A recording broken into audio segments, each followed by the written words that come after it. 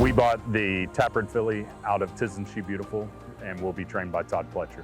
Extremely athletic, a lot like him. We're excited to see him on the track. Beautiful filly.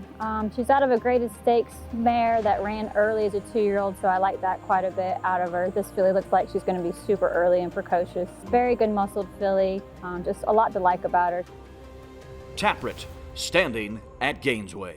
Hi everybody, Jay Privman along with Marty McGee with a very brief Derby Watch update because we don't have a whole lot this week. Just one race to recap, nothing to preview this weekend, a rare spot on the calendar on the road to the Derby. But Marty, the race to recap is the Tampa Bay Derby. The 1, 2, 3 finishers from that race are on our list, and the lone newcomer to our list is Grantham.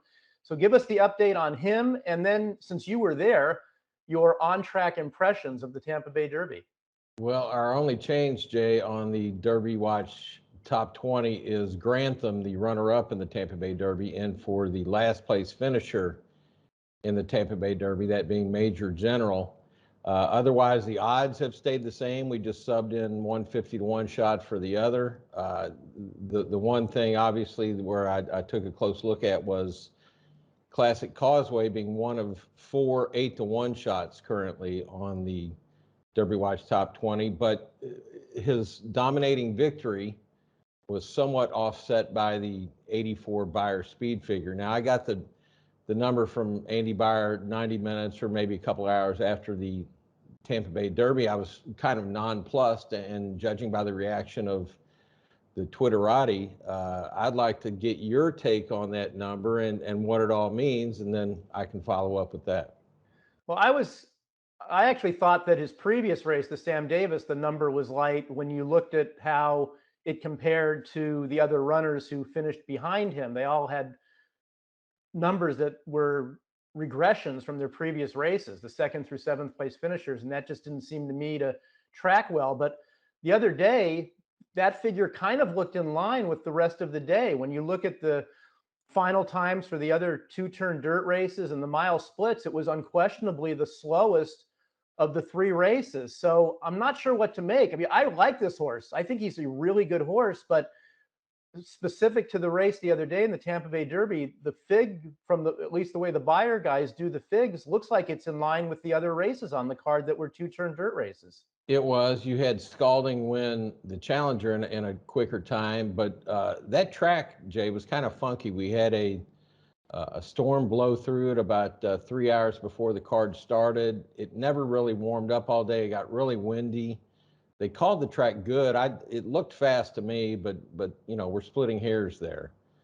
But the way that the horse dominated, the way that Classic Causeway dominated, much the same way that he did in the Davis, I thought he won with a lot left. His trainer, Brian Lynch, has been around a number of good horses, and he doesn't seem too concerned about the time. And if Brian were to give him 8 weeks from the Tampa Bay Derby to the Kentucky Derby, which has been done before, and with a league leading 66 points, he could do that if he wanted. I think Brian and everybody else wants to find out what's he going to do, Classic Causeway, when he meets good horses, better horses, in the Bluegrass Stakes, which all signs are pointing toward him running in that race at Keeneland on April 9th.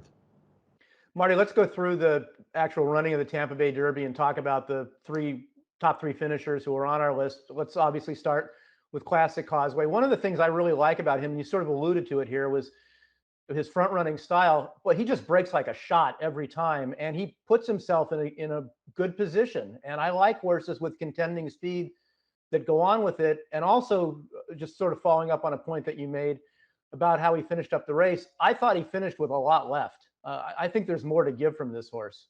Absolutely. The break, Brian Lynch joked that he had been hanging around Wesley Ward for a number of years, and that's why he's finally figured out how to do what Wesley does and have them break like rockets out of the gate.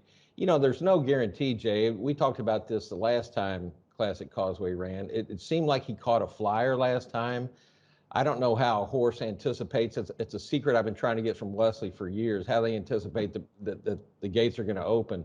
Nonetheless, he was immediately in command, and he soon thereafter relaxed for Irad Ortiz, who did his usual fabulous job getting the getting the horse around there and in a position to win. And down the stretch, it was no contest. So again, like you said, it seemed like he had a lot left, and he's kind of a wild card in terms of all these favorites that we have right now for the Derby. And then the second and third place finishers, as we mentioned, Grantham, the newcomer to the Derby Watch Top 20, Shipsational, who was already on the list.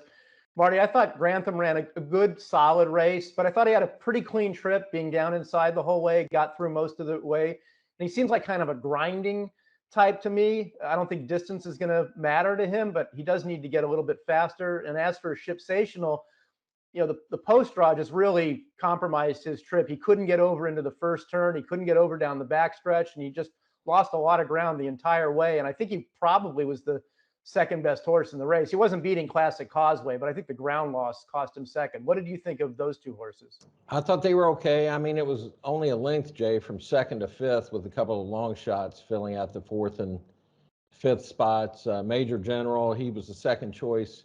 By the way, I called Elliott Walden about him. He's okay. He's not injured or anything. He stumbled really badly at the start, lost all chance. So he'll live to fight another day.